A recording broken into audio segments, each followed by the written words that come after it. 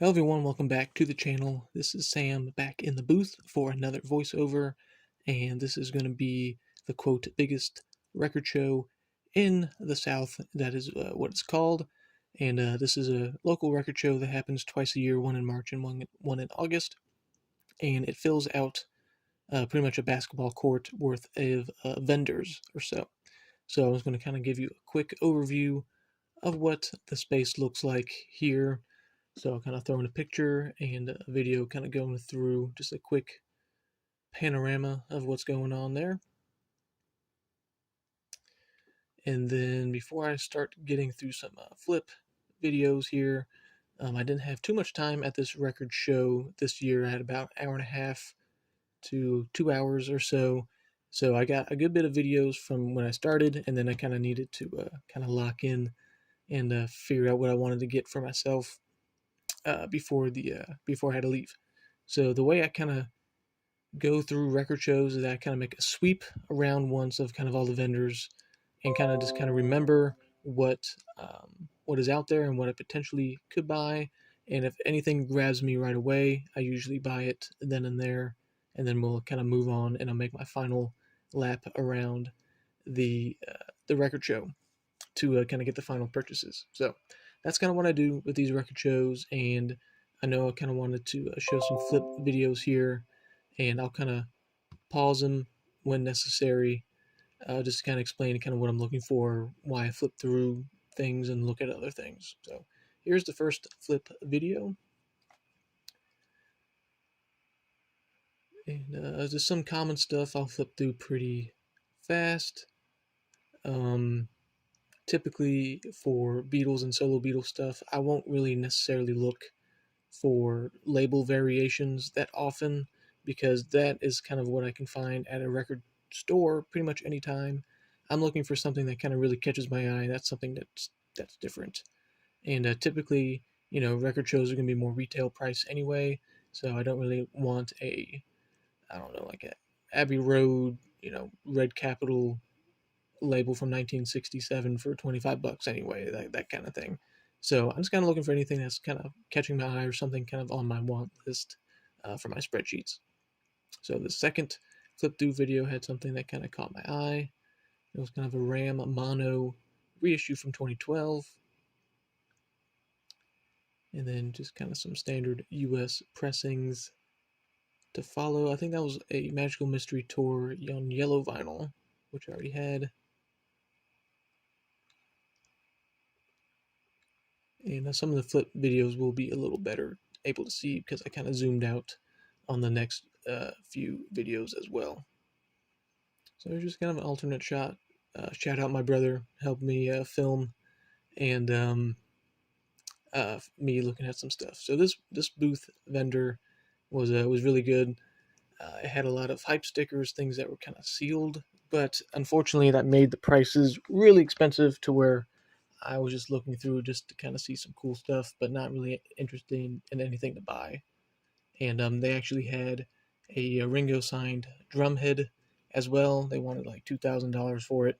So I mean the owners kind of noticed my Ringo shirt, so we kind of talked about Ringo for a little bit afterwards. But yeah, they had some pretty cool stuff. It's just too expensive right now. Yeah, I mean it was like kind of here's kind of a closer look at it. Like they wanted premium prices just because it's sealed. And there's a little bootleg. They had some bootlegs as well.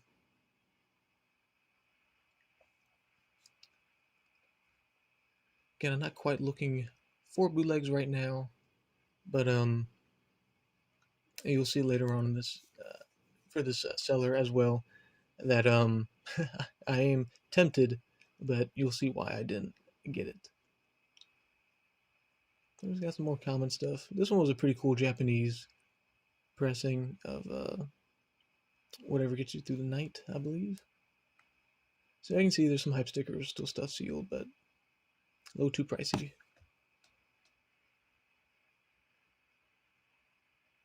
And the one thing that they had back of the wall, they had a Beatles Black Album, which is the one of the few bootlegs I am still looking for or actually wanting to track down. But it was still sealed, And based on all the other prices that they had, I didn't even really bother to ask them how much they want for it, because it's usually, you know, $80 to $150 type album as is, if not more. I've seen people want a lot more. And since it was still sealed, I don't even know if bootlegs are supposed to be sealed or not or anything. But yeah, I just decided just to not even bother with that one. But still cool to see.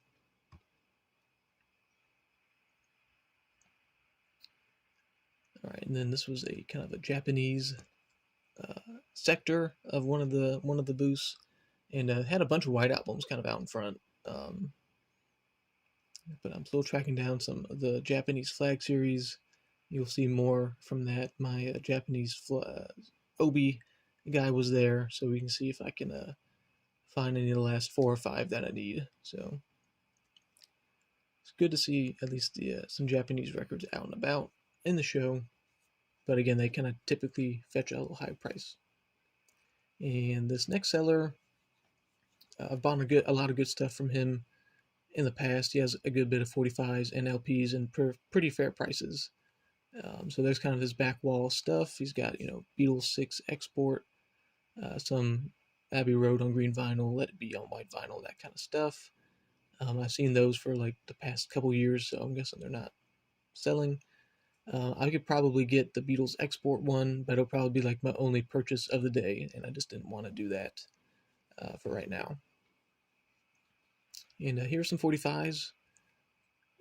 If this was something you would be interested in getting East Coast and West Coast picture sleeves, this would have been the spot for sure.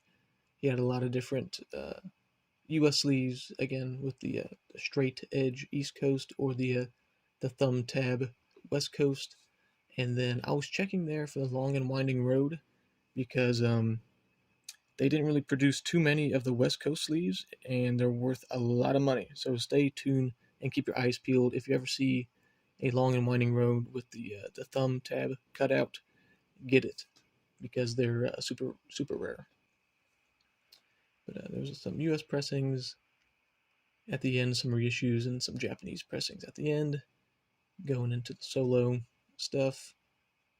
Again, I had most of the solo stuff as is. And then next up is my Japanese guy. And he hasn't been there in the last show, but he was here. I was like, okay, can we please find at least one of the 4, if not, 2 of the 4 that I need left on my list? So here's me kind of quickly going through it. And I was like interesting seeing a German album in there. I was not expecting that. I was like, oh, that's cool, but it was a reissue from 1969 anyway. So I was going through close, but no cigar there. None of the things on my list were there, unfortunately. So I got a big 0 from the seller, unfortunately. But that's how these record shows go sometimes. Sometimes you find everything. Sometimes you gotta wait and look around a little bit. And all right, next one, we got some albums here.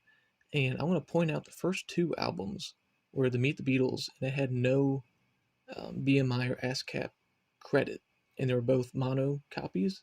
He wanted $30 for one and $50 for one, and I already have a mono and a stereo one, but man, those were tempting to buy, because those are some pretty cool, pretty good prices for the very first pressings of Meet the Beatles without the credits. And man, I was very tempted to maybe get at least one of those, but I already got a mono and a stereo with the no credits, and I don't know. I just rather spend my money on something that I want, and I don't need a duplicate of something just to try to maybe sell later or something like that. So hopefully someone who was really looking for it found it at the record show for a good price, because I think they're in pretty decent shape as well. So at least this guy labels his records with the kind of the little sticky note there. So at least I don't have to look at the label every time. So he gave me the Apple reissue, capital reissue from whatever X amount of date it would be. But again, it was a little pricey than I seem to remember. Still looking for a version 1 of Introducing the Beatles. and there was even some Canadian uh, records here. And as you can see, for whatever reason, he like priced a Canadian Beatles 65 for like $100. I was like, come on now. Yeah, not too happy about that one. But a few records down, we had a Sergeant Pepper from Canada. So I'll pull that one out and I'll check it later. Stay tuned to see if I bought it at the end.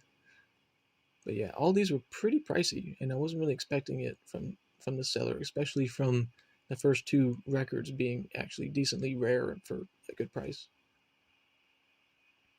So those are kind of just flipping through the end, some bootlegs at the end. That was the Beatles rarity was kind of interesting with the hype sticker, but again, just a little bit too much. And going to the solo stuff, that one was pretty cool. Had the free promo hole punched in the corner there, but maybe if it was an actual George Harrison core catalog, it would have been tempting. But I don't know. I just didn't want to get it from one of the kind of the experimental albums. I just wasn't feeling it at the time. And going on to John and Paul, and this was actually the 2 LP promo of this version. You normally see these Paul McCartney interview records. I believe it's just like the single LP on the red Columbia, but there's a variation where it has a 2 LP set with the white label Columbia. So that was pretty cool to see. And then we got some archive editions at the end, which I'm still looking for. Again, it's just a little pricey for what I was looking for. And then a Band on the Run picture disc to end it off. So that was pretty much all the video I got to take before I kind of really had to focus in and look at what I got. But a big shout out for Blue Jay Way Galleries; they were there as well, and I got to know the owners pretty well. I actually sent them an email before the show, asking if they had any Canadian records that they could bring up, and they actually brought up a couple 45s for me to look at. And I ended up getting a couple, and they had a really cool booth. And again, I could have gotten maybe like one record that was that would pretty much be my whole budget essentially. Like they had like the first uh, Beatles record in My Bonnie with the Tony Sheridan, the Beat Brothers, and they actually did have a first pressing of Love Me Do from Canada, but it was like a $500 record with the no matrix and all that kind of stuff. So passed on that one. Maybe I'll find one of those kind of in the wild or something like that. But he had a lot of cool stuff, a lot of singles from the UK. They didn't really have the company sleeve or anything, so just kind of plain in a plain white sleeve, but they were like $5 a piece. And he just kind of had some more common records in a box, kind of next to all the things that he had displayed in the back and on the table. So I'll kind of throw in a couple pictures that I took from that booth. So that was pretty much it. I pretty much had another half of pretty much what you saw of what I filmed. I pretty much had another half of the record showroom to go through. So I went with that side afterwards, and I didn't really get to film too much more. And again, thanks, shout out to my brother for keeping me on track and on pace and helping out with some filming as well. And now we're going to send it back to Sam in the Beatle room to show you what I got. All right, welcome back to the Beatle room, and I'm going to start off by saying that this was kind of the first record show I actually came under kind of my set budget. So it was a little bit more sparse of a show for me in terms of kind of what I was looking for. Obviously, I could have got stuff, 10 times above my budget, of course, but I stick pretty true, or stuck pretty true to my list, and kind of stuck to what I really wanted to get. And with that being said, I'm going to start off with the 45s I got. And there's one seller that I usually find at the show that I find a lot of 45s for good prices in terms of variations, promos, solo promos, and all that kind of stuff. But he wasn't there, so that was kind of unfortunate. So there wasn't a whole lot of 45s for me to get. Usually I get a pretty good stack of stuff. Then no particular order. Well, I guess we can start off with these. These were the two Canadian 45s I got from Blue Jay Way Galleries that he kind of held for me, and it's going to be My Bonnie back with the Saints on the MGM label. And then we got just a kind of a standard I Want to Hold Your Hand. And I saw her standing there with the George Pincus credit. And I know there's another credit on those Canadian releases, just like kind of the US ones a little bit. And I'm not going to really go into that much of a detail for the Canadians. I just want a original one. And then the other Lone Beatles 45 is going to be a reissue on the Purple Starline series, and that is We Can Work It Out, back with Day Tripper. So this came out in 1988, and the other two, previous two, came out from '64. And then speaking of Capitol reissues, this one's going to be on the Rainbow label, but we're going to go to Mr. John Lennon, and this is Happy Christmas with Listen to the Snow It's Falling. Or Listen, the Snow's Falling. No. So yeah, this is just a reissue from '83. And then the last 45 goes to Sir Richard Starkey, and this is a promo. And I didn't even have a stock copy of this. I'm not too sure why, but this is a Private Property from, let's see, '82. And this is a mono and stereo promo 45. And I did come with the company sleeve as well. So now I just got to find a stock copy of Private Property. And that will wrap up the 45s. Now off to the LPs. And we're going to start off with Paul McCartney here. I think we got a few records from Paul, and then a few Beatles records. So start off with Paul first. And this is Où est le Soleil, 12-inch single. And I've been eyeing this one for quite a while. I just never pulled the trigger on it. But again, one of the vendors that I usually see every time I go there had it, so I was kind of like supporting him. And this is a French copy.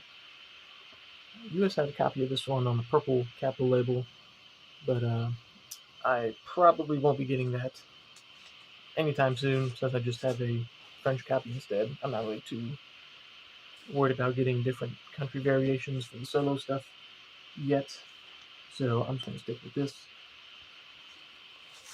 version here.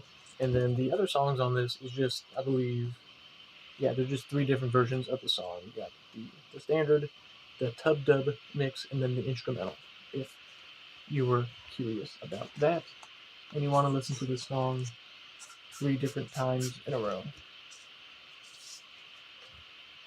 I do enjoy it though. I do enjoy the song.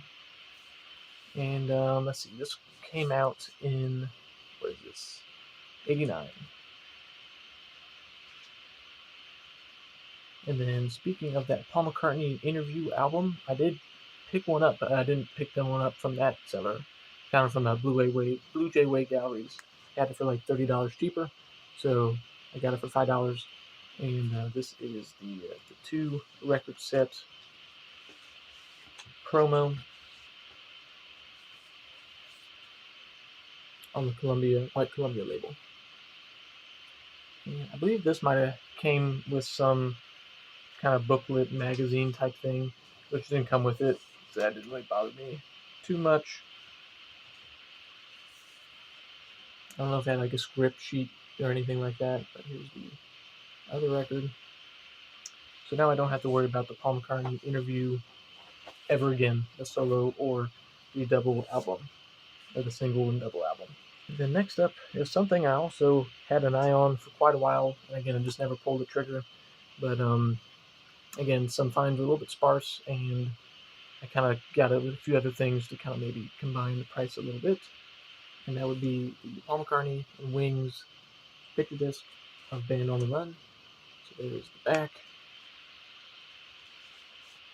and I will show you what the back side of the record looks like. There's the front cover, and then the back side is just like the back cover. So I finally have that picture disc in the collection. I think the only one now that I would be looking for would be the Abbey Road one. I have the Sgt. Pepper one, and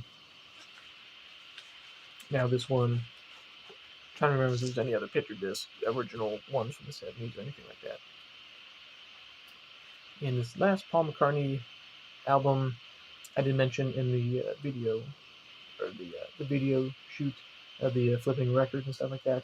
I did end up picking the Ram mono album. This came out in 2012, and it is individually numbered as well.